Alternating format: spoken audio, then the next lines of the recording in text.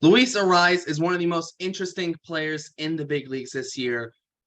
And he's an old-fashioned type of player. He's one of those guys, doesn't swing and miss a lot, doesn't chase outside the strike zone, doesn't strike out a lot, and just puts the ball in play. Kind of your old-fashioned leadoff hitter, number two hitter. Think almost similar to what Rod Carew did. Obviously Carew is a Hall of Famer, and don't know if Arraez will be a future Hall of Famer, but the play style at the plate is very similar. My name is Derek. I'm here, Doug.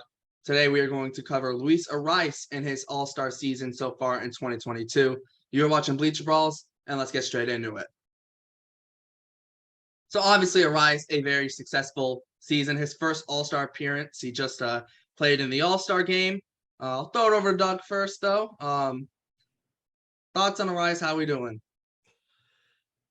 Well, Derek, we are in the dog days of summer. Nearly every state is under a heat advisory. It's hot out, and I'm sitting here with this thing on. Well, free giveaway from my time at Target Field. I thought it would be only proper to wear it for our video about Luis Arraez. This guy's a little sneaky. You know, he doesn't, he's not the most talked about guy. He's kind of almost forgotten unless you really look for him, or if you're a, super Twins fan. But yeah, he's an all-star. He played last night, or dang it. He played in, hold on. He played in the all-star game, and, some people just may have missed. Who is this guy really? Tell us a little bit about him, Derek. Yeah, Luis Arraez is one of my favorite players in the big leagues. 338 batting average, 411 on base percentage, 445 slugging for 856 OPS. He's got a 148 OPS plus. If you don't know what that means, it is based on his OPS. He is 48% better than league average this year. 16 doubles, just 5 homers. Very interesting things for him is 10.6% walk rate and just an 8% strikeout rate. Very, very interesting. He's at a 304 expected batting average, 472 expected slugging, so he's also still making good contact with the ball based off expected numbers. But even bigger thing, he has a 359 BABIP. BABIP is batting average on balls in play, and he for a guy who makes contact a lot and consistently makes contact, doesn't swing and miss much. You need a high BABIP because you're putting the ball in play all the time, and that's what Arraez is doing. But the things that caught my eye were he is 100th percentile in K rate, strikeout rate, and he is 100th percentile in whiff rate.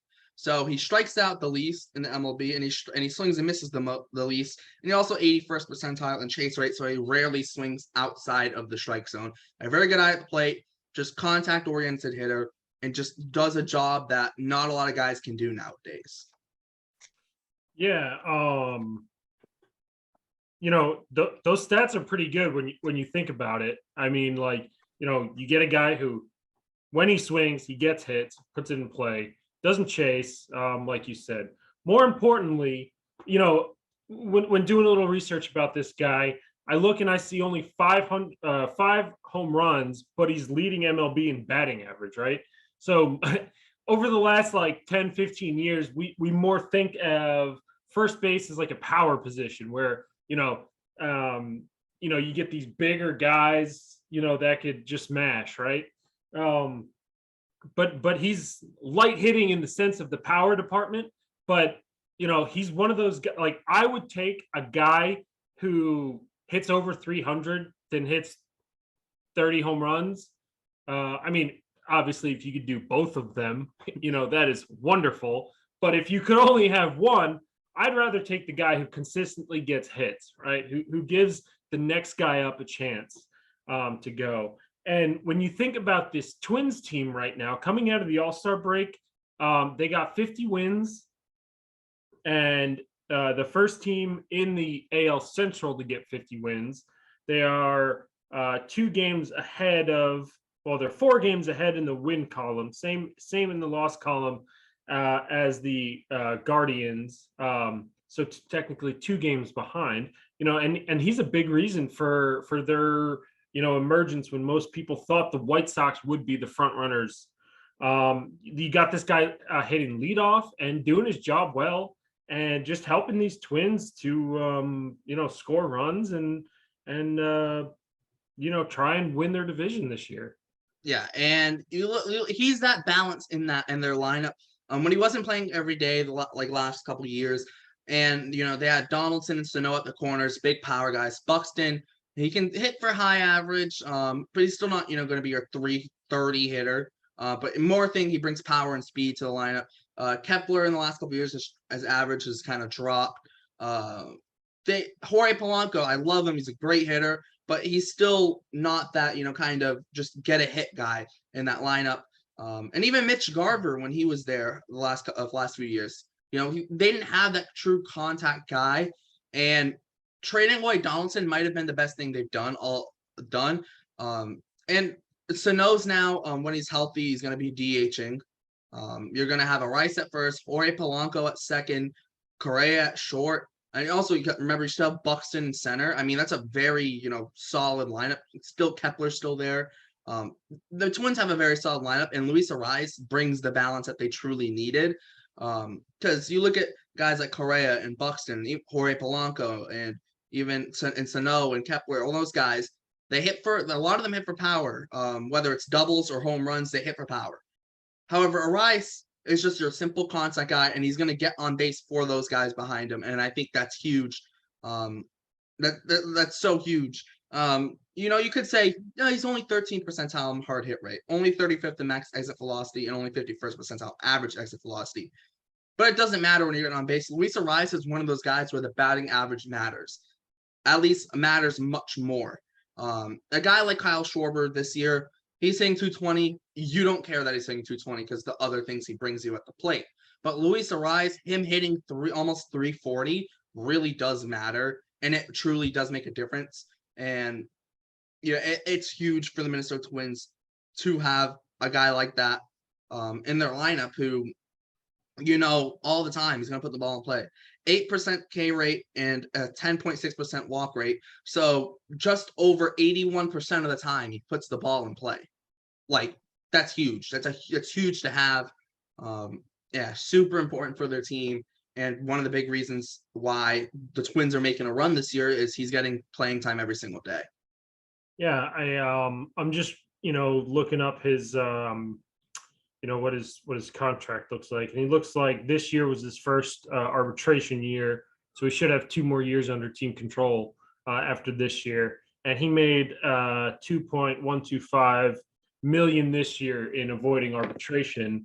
And it's funny because when we look into arbitration, it's trying to gauge on where this guy's contract, what his next 2 years will look like. I'm actually Arraez. I do want to jump for a second. Arraez has 3 years left of arbitration. He's one of those weird guys with 4 years of arbitration. Oh, okay. Well, thanks. Yeah, appreciate you clearing that up. So like mostly like today's day and age, home runs gives you more money, right? But like if you win a batting title, you should get money too. I would get paid like one of the best, players in MLB. I mean, the batting title is no joke anymore when pretty much all it takes is to hit over 300. You have like a 1 in 4 shot of winning the batting title, right? So it'll be interesting to see, what he makes going forward, in arbitration, what the rest of his tenure with the, Twins looks like.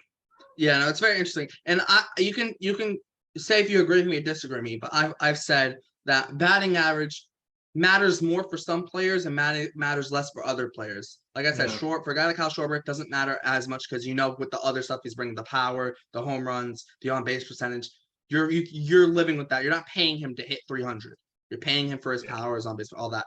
Luis Arraez, the batting average matters. You're paying him to hit for average and to get on base, and that's what he does, and he's great at it. He's great at something not a lot of guys are great at anymore, and it's huge to have. And it creates balance in the lineup.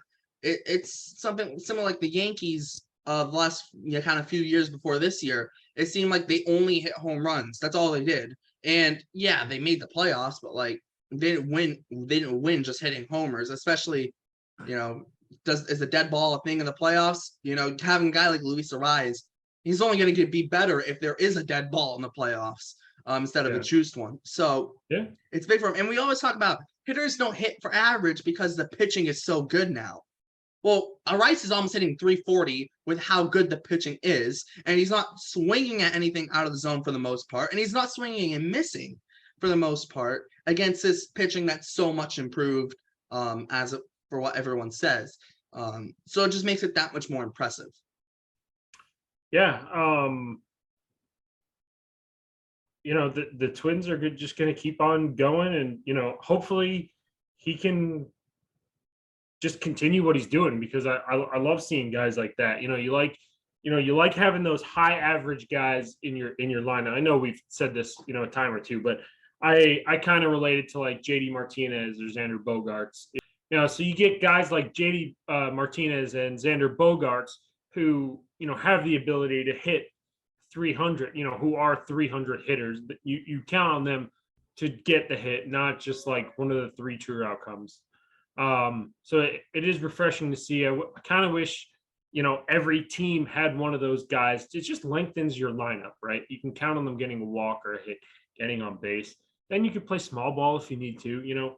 That kind of stuff is still cool in baseball. Just because nobody does it doesn't mean it ain't cool. But to sum up, I like this guy. I like everything I see, and the Twins have a good shot to to do very, very well this year. Yeah, and he's it's so big for the Twins to have him. Miguel Sano tore his meniscus earlier this year, and that really opened up first base for Arraez. And he was really struggling at this year, so that's not going to help him. But so I guess the Twins kind of won out. I guess the Sano wasn't playing well. But you have Arraez in that lineup with Buxton, Correa, Polanco, Kepler. You keep go down the list. Gio Urshela was a big pickup at third base. I'll just add more balance to this Twins lineup instead of just having all the power guys like Donaldson and Sano and Garver and all those guys who just strictly hit for power. And I think that's been the success of the Twins team. And Luis Arraez has kind of been at the front of that, especially hitting at the front of their lineup in the leadoff spot. It's important for him. He has a 148 weighted runs created plus this year, as well as a 148 OPS plus. So by both Baseball Reference and Fangraphs, he's way above average offensively. And it's been a massive year for him. And he's, like I said, he's one of those old-time players. I think they said it during the All-Star game. Rod Caru's favorite player to watch now is Luis Arraez, because Arraez does things that guys used to do, like Caru way back, in the before the turn of the century, and now guys just don't do it anymore. So seeing a guy like Arraez who can do that it is refreshing instead of just having a true 3 outcome guy, which I think is huge. Any final thoughts on Luis Arraez before we wrap this one up? No, I don't think so. You mentioned Miguel Sano, a little while ago, tore his meniscus. He was one of my favorite players, like watching come up, and one time I was at the Twins game.